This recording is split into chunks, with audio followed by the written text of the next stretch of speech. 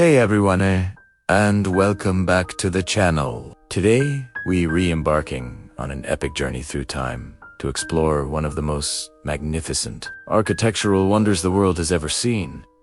Angkor Wat in Cambodia. Get ready to be amazed, because this isn't just a building. It's a living, breathing testament to an ancient civilization's power, artistry, and spiritual devotion. So, let's set the scene. We're talking about the 12th century, a time when Europe was in the midst of its medieval period, and in Southeast Asia, the Khmer Empire was flourishing, reaching its absolute peak. At its heart was Angkor, a sprawling capital city that was home to over 1 million people, making it one of the largest pre-industrial urban centers globally. And right in the middle of this incredible empire, a vision was brought to life. Angkor Wat. The brainchild behind this masterpiece was King Suryavarman II.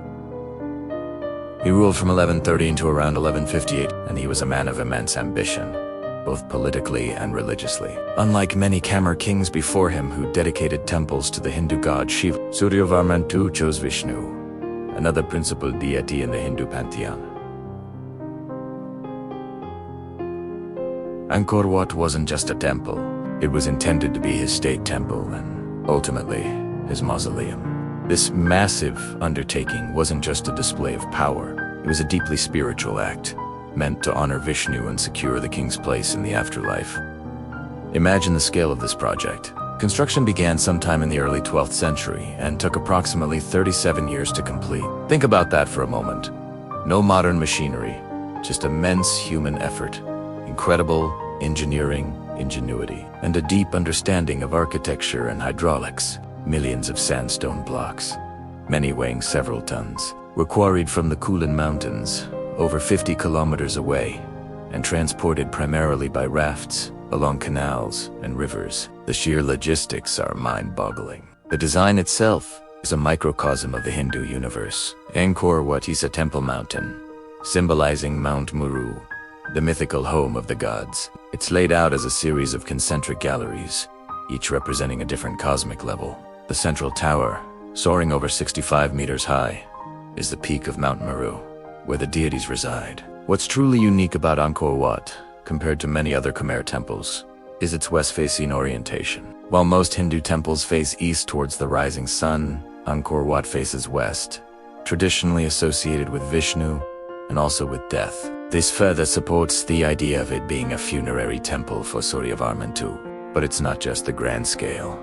It's the intricate details that truly captivate. The walls of Angkor Wat are adorned with nearly 2,000 square meters of exquisite bas-reliefs. These carvings are not just decorative. They tell stories, epic narratives from Hindu mythology, scenes from the Ramayana and Mahabharata, and even depictions of Suryavarman II's military victories. One of the most famous is the Churning of the Ocean of Milk, a breathtaking portrayal of gods and demons working together to churn the primordial ocean to obtain the elixir of immortality. These reliefs aren't just art, they're historical documents and religious texts etched in stone, offering a window into the beliefs and daily life of the Khmer people. After Suryavarman II's reign, the Khmer Empire faced challenges. In 1177, Angkor was sacked by the Kham people, their traditional rivals. This led to a period of instability, but the empire soon saw a resurgence under the incredible leadership of King Jayavarman VII. He came to power and not only repelled the Kham, but also embarked on an even more ambitious building program, though with a different religious focus. Jayavarman VII was a devout Mahayana Buddhist, and during his reign, Angkor Wat, which had initially been a Hindu temple, began its gradual transition towards Buddhism.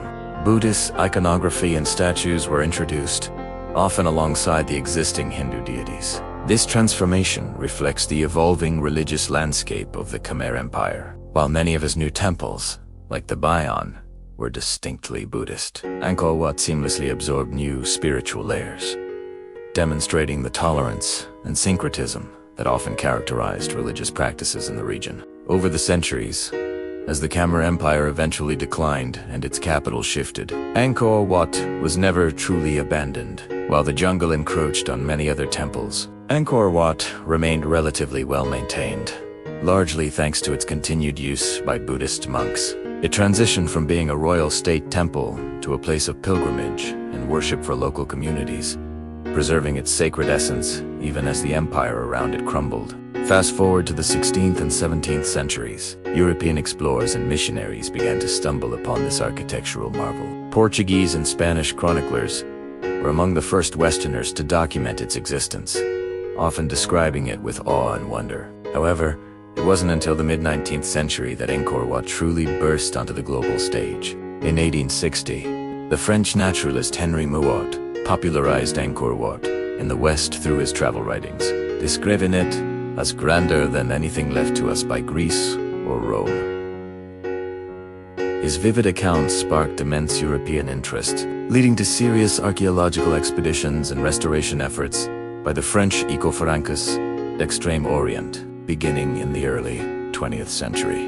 The 20th century, however, brought its own challenges. Cambodia endured decades of political turmoil, including civil war and the devastating Khmer Rouge regime. During these dark times, Angkor Wat suffered damage and neglect, but miraculously, it largely survived. The resilience of the Cambodian people and the enduring reverence for this site helped protect it, even through the most difficult periods. Today, Angkor Wat stands as the proud symbol of Cambodia, gracing its national flag. It's a UNESCO World Heritage Site and a global magnet for tourists, drawing millions of visitors each year who come to marvel at its beauty, its history, and its spiritual aura. It's more than just an ancient ruin.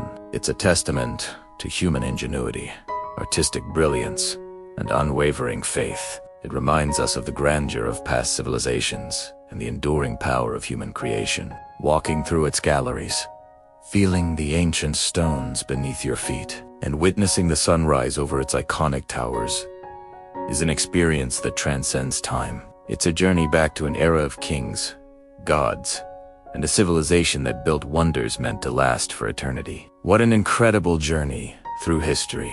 I hope you enjoyed learning about the magnificent Angkor Wat as much as I loved sharing its story with you. If you were as captivated by this architectural marvel as I am, please hit that like button, share this video with your friends, and don't forget to subscribe so you don't miss our next adventure. Thanks for watching, and I'll see you in the next one.